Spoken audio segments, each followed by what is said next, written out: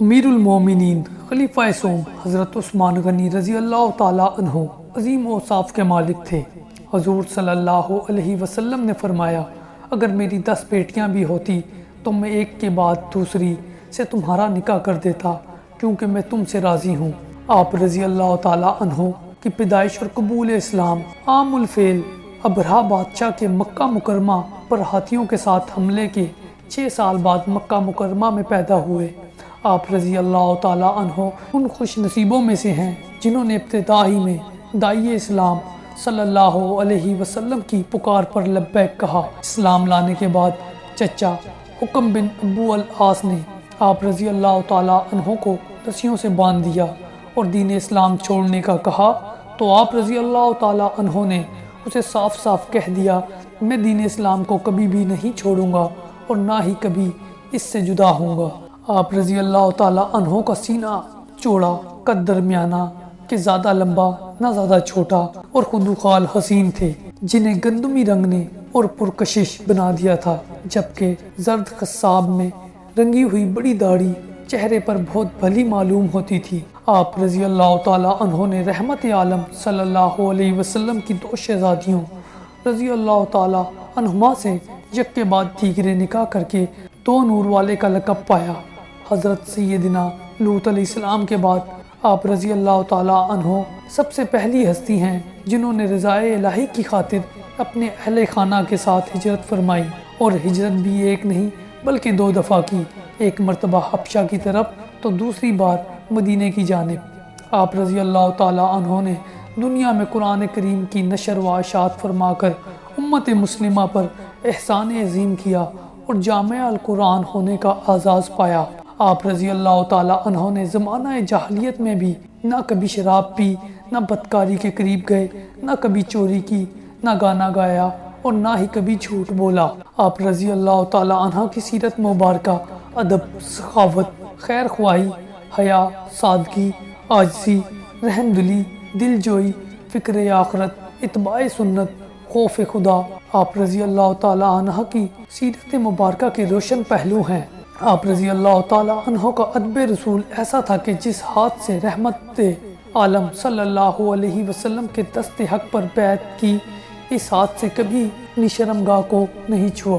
سخاوت ایسی کہ غزوہ تبوک کے موقع پر مسلمانوں کی بے سر و سامانی کو دیکھتے ہوئے پہلی دفعہ 100 اونٹ، دوسری مرتبہ 200 اونٹ اور تیسری مرتبہ 300 اونٹ دینے کا وعدہ کیا، مگر حاضر کرنے کے وقت آپ نے 950 اونٹ، 50 گھوڑے اور 1000 اشرفیاں پیش کی، پھر بعد میں 10,000 اشرفیاں اور پیش کی۔ خیر خواہی ایسی کہ ہر جمعے کو غلام آزاد کیا کرتے تھے، اگر کسی جمعے ناغہ ہو جاتا تو اگلے جمعے 2 غلام آزاد کرتے تھے۔ آپ رضی اللہ تعالیٰ عنہ با حیا ایسے کہ بند کمرے میں غسل کرتے ہوئے نہ اپنے کپڑے اتارتے اور نہ اپنی کمر سیدھی کر پاتے، لباس میں سادگی ایسی کہ مال و دولت کی فراوانی کے باوجود جمعے کے دن ممبر پر خطبہ دیتے ہوئے بھی 4 یا 5 درہم کا معمولی تہبند جسم کی زینت ہوتا۔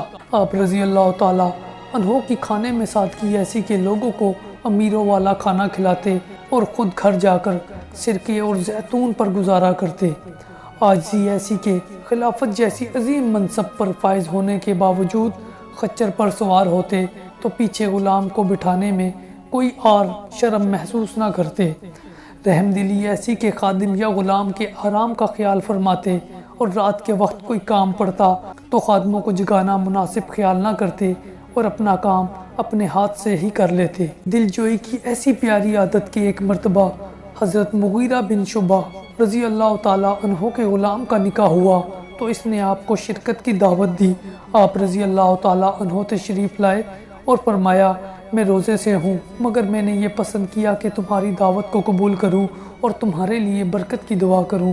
عبادت گزار ایسے تھے کہ رات کے ابتدائی حصے میں آرام کر کے رات بھر عبادت کرتے رہتے، جبکہ دن نفلی روزوں میں گزارتے۔ تلاوت قرآن کے آپ رضی اللہ تعالیٰ عنہ ایسے عاشق تھے کہ ایک رکعت میں ختم قرآن کر لیتے۔ خود فرمایا کرتے تھے، اگر تمہارے دل پاک ہوں تو کلام الہی سے کبھی بھی سیر نہ ہوں۔ عشرہ مبشرہ 10 جنتی صحابہ میں شامل ہونے کے باوجود فکر آخرت ایسی کہ جب کسی قبر کے پاس کھڑے ہوتے تو اس قدر روتے کہ آنسوؤں سے آپ رضی اللہ تعالی عنہ کی ریش یعنی داڑھی مبارک تر ہو جاتی۔ اتباع سنت کا جذبہ ایسا کہ مسجد کے دروازے پر بیٹھ کر بکری کی دستی کا گوشت منگوایا اور کھایا اور بغیر تازہ وضو کیے نماز ادا کی۔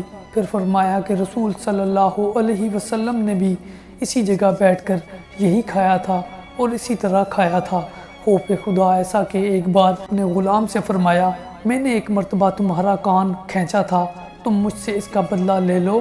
اس نے کان پکڑا تو فرمایا زور سے کھینچو۔ پھر فرمایا کتنی اچھی بات ہے کہ قصاص کا معاملہ دنیا ہی میں ہے، آخرت میں نہیں۔ آپ رضی اللہ تعالی عنہ نے یکم محرم الحرام 24 ہجری کو مسند خلافت پر فائز ہوئے۔ آپ رضی اللہ تعالی عنہ کے دور خلافت میں افریقہ، ملک روم کا بڑا علاقہ اور کئی بڑے شہر اسلامی سلطنت کا حصہ بنے۔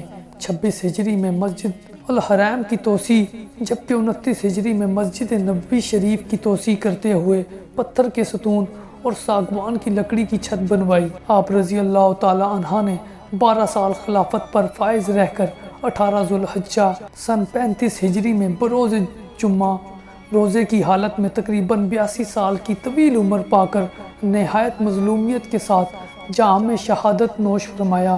شہادت کے بعد حضرت عبداللہ بن عباس رضی اللہ تعالی عنہ نے رحمت عالم صلی اللہ علیہ وسلم کو خواب میں فرماتے ہوئے سنا، بے شک عثمان رضی اللہ تعالی عنہ کو جنت میں عالیشان دلہا بنایا گیا ہے۔